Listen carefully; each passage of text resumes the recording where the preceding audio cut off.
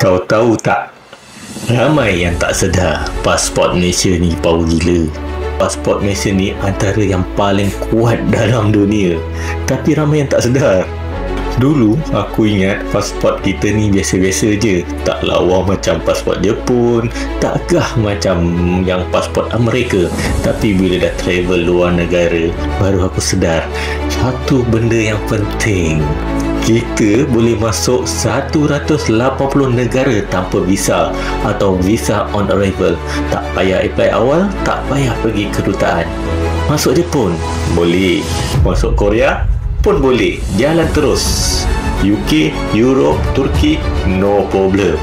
Malaysia ni ranking yang ke-11 dunia, tempat kedua paling bebas bergerak di Asia Tenggara. Tapi yang peliknya, ramai rakyat Malaysia tak guna peluang ni. Dunia terbuka luas, tapi ramai masih belum keluar tengok sendiri. Pasport ni bukan sekadar buku merah. Ini adalah kunci dunia untuk kita pergi luaskan pemandangan kita. Kalau kau ada pasport Malaysia, kau ada kelebihan. Mudah travel, kos rendah, tak banyak halangan, senang nak explore, buat bisnes, sambung belajar atau sekadar tengok dunia dengan mata sendiri. Kalau ada rezeki lebih, mengembaralah.